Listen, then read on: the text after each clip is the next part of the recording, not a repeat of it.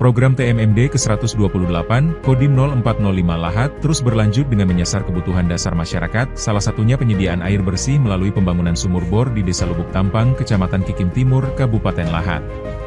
Pembangunan sumur bor ini menjadi solusi atas keterbatasan akses air bersih yang selama ini dirasakan warga.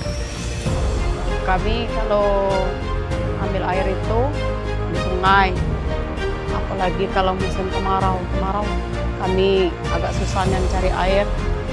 Jadi tiap hari, sehari itu 2 kali, pagi sama sore itu ngambil air di sungai.